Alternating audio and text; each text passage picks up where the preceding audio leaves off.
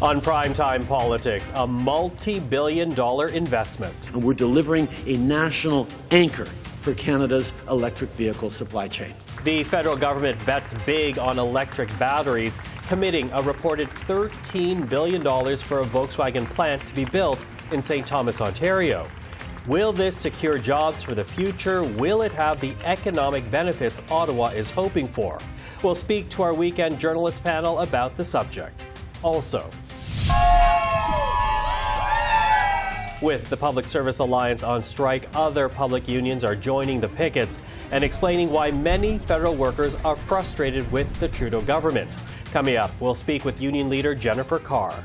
And the Alberta writ will soon be dropped, but how are things looking for the Alberta Premier Danielle Smith and the provincial NDP leader Rachel Notley? This is Primetime Politics.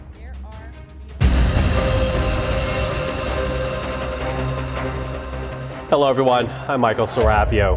The federal government is putting a lot of money on the line, a reported $13 billion to help Volkswagen build a new battery plant in St. Thomas, Ontario.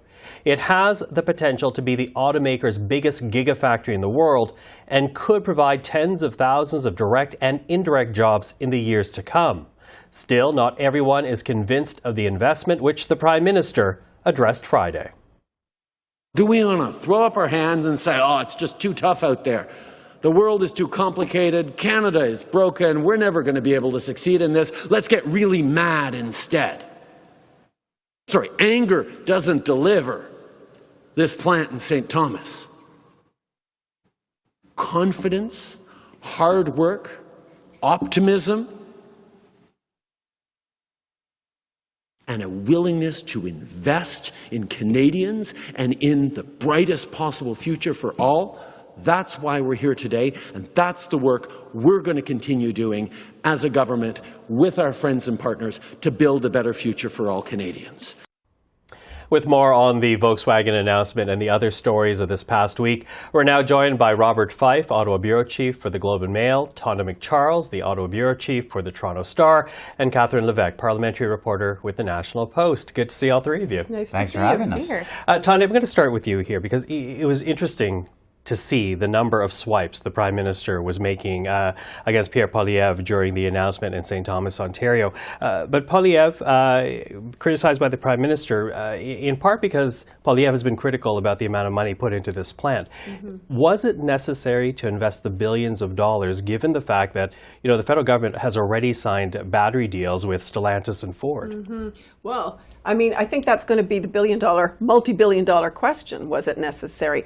Look, what's interesting also about the fact that they're prepared to throw up to $13 billion at this plant in securing its arrival in Canada is also that it seems to have been a complete change in strategy since even the budget. The government has been telling us that they're not going to do what the U.S. is doing, that they're going to invest at the outset in stimulating production and drawing companies here. Now, all of a sudden, it's many, many more billions than anyone had thought, and at the back end, matching what the U.S. has done.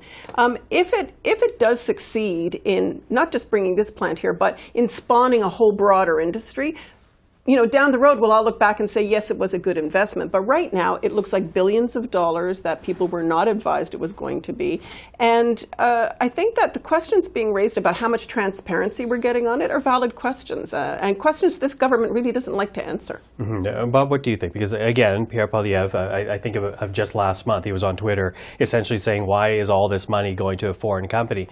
Does he have a point, or is he on the wrong side of history? Well, he does have a point that it's taxpayers' money. How is it being spent?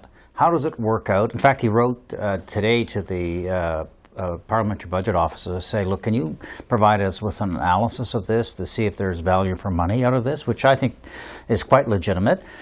Look, I mean, $13 billion for the battery plant, $700 million to build the plant. That works for about 3,000 workers. That's the amount of money going there is 4 times the salary of the employees, which works at like $456,000 per year per employee. Now, if to Tonda's point, if it and Volkswagen says this could become the global supplier of electric batteries to Volkswagen. If that is the case, and there's 30,000 or more spin-off jobs in decade time, then we will all be saying, great, good decision. But a lot of these things, there's a history with a lot of those tax incentives. They don't tend to work out. Now, the jury's out, but certainly I think Poilievre has a point to be saying, look, we need transparency. Particularly, if I may, so if those jobs, if there are research and engineering jobs that come there, and not just people assembling batteries, that's real value added, but they haven't said whether that's the case. Yeah, although it was interesting, Catherine, as we looked at the announcement today, there in and amongst the people speaking to the audience was the local Conservative MP, as was the provincial government, Ontario's government, which is a progressive Conservative government. And the mayor. Absolutely, who the Prime Minister noted, better to see you here than in the House of Commons. but all these Conservatives are in the room. Does that present a problem for Pierre Poilievre?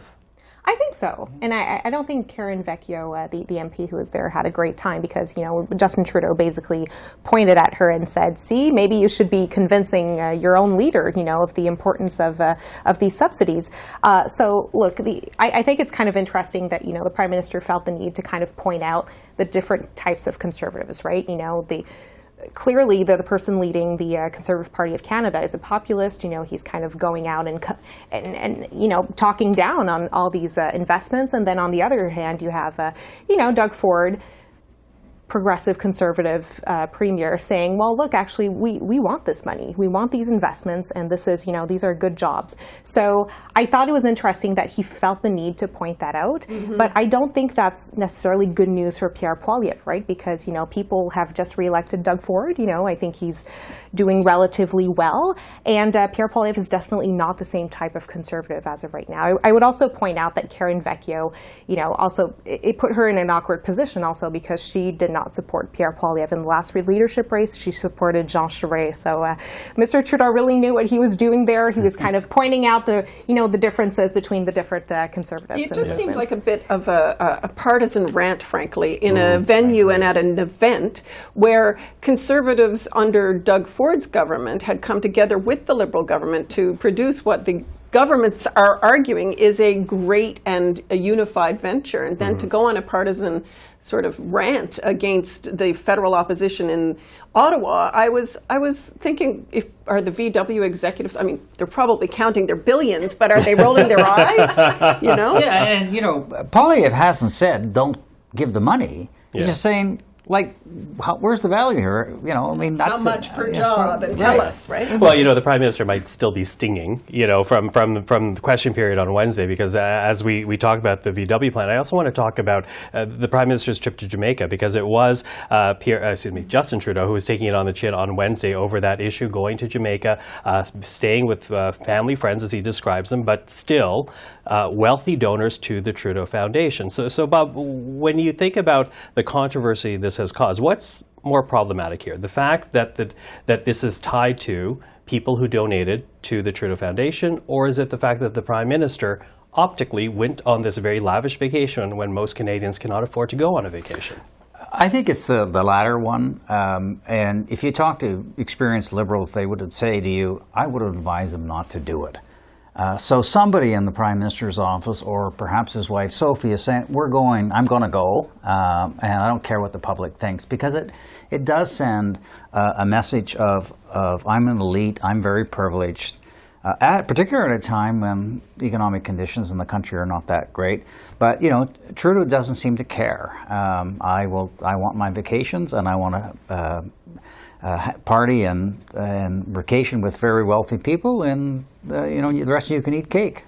Well, what do you make of it? Because Tonda, because the Prime Minister does make the argument, it was cleared by the ethics commissioner, although They don't even use the word cleared, right? Yeah. They say, we ran it by the ethics commissioner to ensure we were following the rules. And the rules are that if you're a real friend, which he wasn't in the case as it was determined by the ethics office, in the case of the Aga Khan vacation in Barbados several years ago, in this case they've deemed it, it was a family friend for legit, but still the Prime Minister might have considered the optics and even offered to pay a going Airbnb rate, for example, in order not to be looking like they're taking gifts from wealthy friends. I think it is the Liberals' kryptonite, this stuff, this elitism. It is an easy target for the opposition. And so why does he allow himself to be vulnerable to those attacks? I'm not sure. To Bob's point, I think it's probably true that they just shrug their shoulders and figure he can breeze his way through this. Because, look, he hasn't suffered from more damning allegations back in the blackface scandal. A lot of Canadians essentially didn't run him down for that because they decided he wasn't a racist. Well, by doing this, he is declaring he's rich and he's got rich friends and he's got elite circles to move in. And seemingly, though, he thinks Canadians will shrug that off. To Bob's point about the economic conditions facing most households, will they? We'll see. Yeah, well, Catherine, the big question is why, as Tonda is saying, because again, if you remind Canadians, it's just not this trip. It was the trip to the Aga Khan's Island. It was also being in Tofino on the first day of Truth and Reconciliation. What is it about this Prime Minister, or perhaps his office, that allows these types of scandals to keep happening? Well, I mean, essentially, since he's been Prime Minister, Justin Trudeau has had about the same group of advisors, and he's had Katie Telford, who's been there for years and years. And basically, his inner circle has just gotten smaller and smaller, and there aren't as many diverse voices, maybe, or people from the outside telling him, "Hey, maybe you shouldn't do that." But I will say, in Radio Canada's piece, Radio Canada broke the story this week. There apparently was discussions in the Prime Minister's office, and some people said, well, maybe we should reconsider, or it's not clear where the disagreement was exactly. My understanding is it might have been about should we consult the ethics commissioner or not on this trip. So I think some Liberals are just getting very, very concerned, increasingly concerned, and we're hearing more and more people asking the question, as it has been for years, why is Katie Telford still there? Is she, still the right person to be the Prime Minister's chief of staff, because she's so close to Justin Trudeau, and she's, maybe blindsided to all these, different, this narrative that the Prime Minister has ultra-rich friends and maybe, doesn't care about ethics all that much. I disagree with the fact that it falls to Katie Telford or it falls to Sophie Trudeau. It falls to Justin Trudeau to make the call about what works for him. Yeah. And so I think no matter what kind of advice he's getting, good or bad on all of it, really make the call yourself. And if that's the call you're going to make, then you should wear the questions in question period for more than one day, by the way. Yeah. At the same time, each time, he doesn't see it as a problem, though. He says, well, those are family friends. I've went there dozens and dozens of times. I've been friends with them for more than 50 years. So visibly, he doesn't see a problem with what he did. So, he should have I'm saying, yes, ultimately this is his decision, right? But he should have advisors out there, challenging him and telling him, hey, this is not a good idea, and this is, going to go back to you. No question. Although, it stops with him, though. Yeah, it stops with him, except, though, he hasn't really had to pay a price for his past mistakes either. I think it certainly galvanizes. The narrative begins to add up. When you get into an election campaign, and I can remember Brian Mulroney doing this with Pierre Elliott Trudeau. He put forward a positive vision, and then he went after all the Liberal scandals, and there are a lot of Liberal scandals.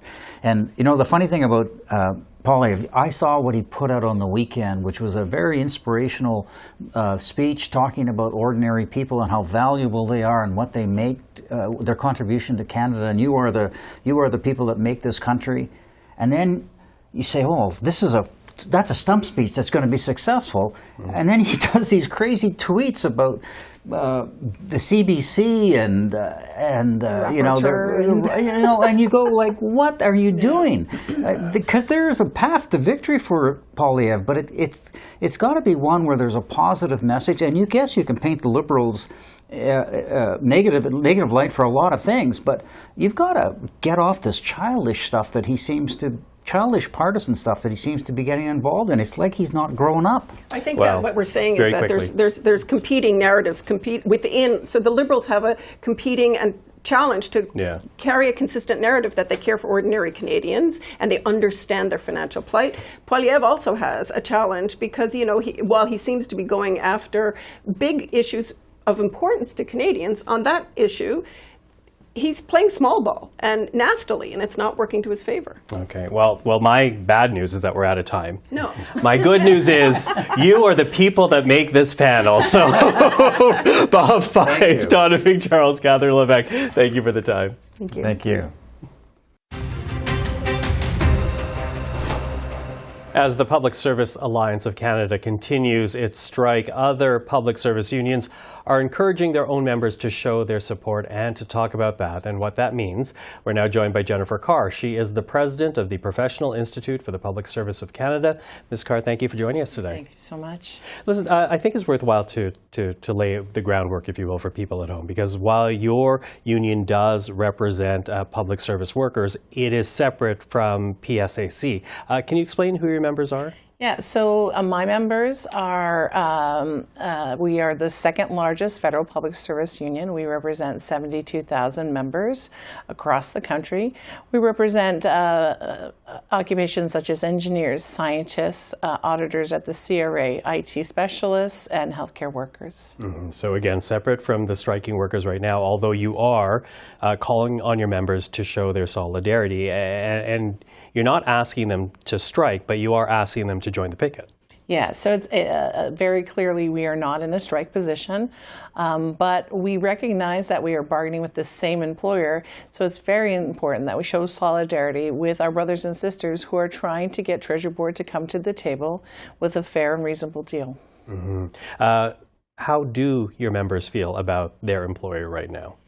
So my members are upset. When you have a public service that has worked effectively and efficiently for the last 3 years from a remote from home posturing, to be mandated with no reason and purpose to come back to the office, that hasn't been paid properly for the last 7 years, thanks to the Phoenix system. Phoenix pay system. You know, we have highly educated professional people who value their work as a public servant and the work they do on behalf of Canadians. And when it's more important to the government about where you sit versus the productivity that you provide to the government, that's disconcerting. Mm-hmm. Although, when it comes to the current conflict, or the impasse with PSAC and the Treasury Board, primarily it's about wages. And to hear it from the Treasury Board, they are offering 9% across 3 years. They say that is what they believe is fair. And also, they make the argument if they were actually to give the union what they are asking for, it would make it far more difficult for the federal government to deliver critical services to Canadians. Yeah, so the first point I'd like to say, the PSAC is coming with a request of 13.5%. And inflation matching the same period is 13.8%. So they're not asking for anything more than to keep their wages stable with what inflation is driving. It's important that people understand that PSAC has been at the table for more than 2 years. We're working backwards. We're getting pay increases for the last 2 years. We're not looking into the future. We're just asking that those wages can keep pace. The cost of groceries, the cost of housing, transportation has all gone up, and those wages need to keep pace. But again, the Treasury Board is also making the argument that if they met the demand, that would have an impact on public services. I don't see that as a case. You know, we have enough money coming in to the Treasury Board. My members are actually auditors. They are willing and able to get the revenue that is necessary, not only to pay public service workers what is necessary, but also to pay for social programs that are necessary, dental care, transfers to provinces for health care. But the government doesn't have the resources on site to collect those tax monies. Mm-hmm. You know, I wonder how you feel, and this is just anecdotal, because I was driving into work listening to talk radio, and certainly of the voices that I was hearing, many people who are not sympathetic, rightly or wrongly, with public service workers, and they find it hard to believe that it is justifiable to walk off a job that is essentially secure, that also comes with good benefits and good pension. That's very interesting. Like I said, the frustration that we have, there's assumption that we're asking for a lot of things. With the return to work order or mandate, our members are actually struggling to get the basics, like a desk. We want to work productively and effectively on behalf of Canadians. But if we're spending our time looking for desks, looking for proper places to sit, this is taking away from that productivity.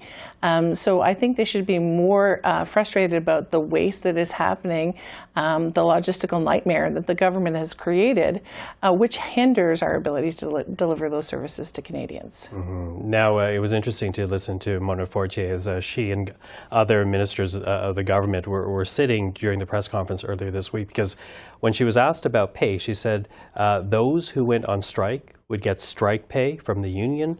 Those who still continued to work would still get their pay. What did you make of that comment? It's a very subtle message asking members to break the picket line. I really think that the comment was a kind of a veiled attempt to break solidarity from the line.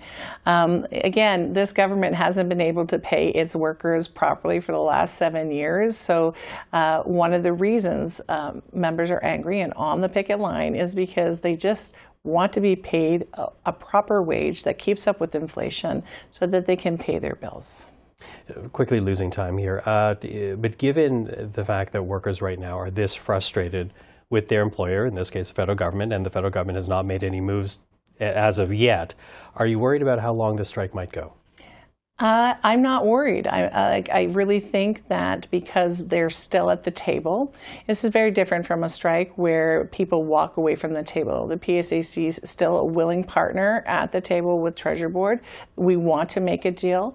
They are just making sure that Treasury Board understands that its workers are behind them, and my workers are also behind them, because we need to make fair deals that meet inflation, but also are reasonable and have our rights that are secured. Ms. Carr, thank you for the time. Thank you. Well, thanks to Alberta's fixed election date, we know that we're now just 5.5 weeks until voting day, with a writ expected to drop in about 10 days' time. So, to set up what is expected to be a close campaign in Alberta, we're joined right now by political analyst and columnist Graham Thompson. Graham, always good to see you. Thanks, Michael. Now, when this year began, pollsters were saying this upcoming vote would be a toss-up. Is that still the case, getting so close to the dropping of the writ?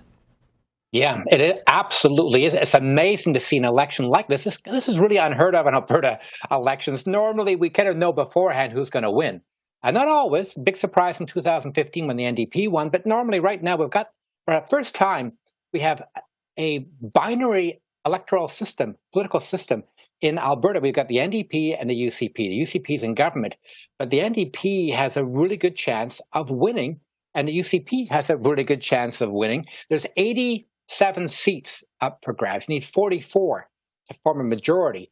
And there's polls showing the UCP getting 44, 45, 46 seats, a really slim majority. Also, polls can be read so that the NDP gets 44, 45 seats. It could come down to a really narrow, just a few seats, especially in Calgary. We're expecting Calgary to be the battleground. There's 26 seats here. Right now, the NDP only has 3, UCP has 23.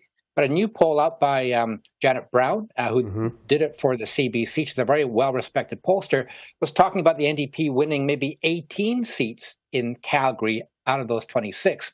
So this election could be a real toss-up, really close to call, unlike elections in the past.